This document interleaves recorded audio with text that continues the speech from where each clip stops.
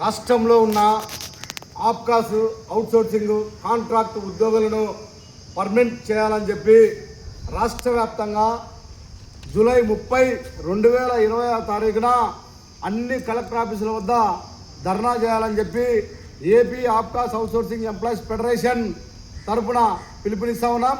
అందులో భాగంగానే కడప జిల్లా కలెక్టర్ ఆఫీస్ వద్ద ధర్నా చేయాలని చెప్పి కడప జిల్లాలో ప్రభుత్వ శాఖల్లో పనిచేస్తున్న ఆప్కాస్ అవుట్సోర్సింగ్ కాంట్రాక్ట్ ఉద్యోగులందరూ జూలై 30వ తారీఖున పెద్ద ఎత్తున పాల్గొనాలని పిలుపునిస్తా ఉన్నాం.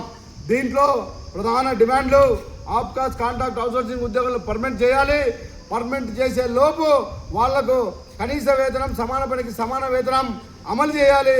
అలాగే ఈ ప్రభుత్వ రంగ సంస్థల్లో పనిచేసే కార్మికులకు చాలా మంది మీద వివక్షత ఉంది, వాళ్ళను అవమానం గురి చేస్తూ ఉన్నారు, వాటి నుంచి తగ్గియాలి.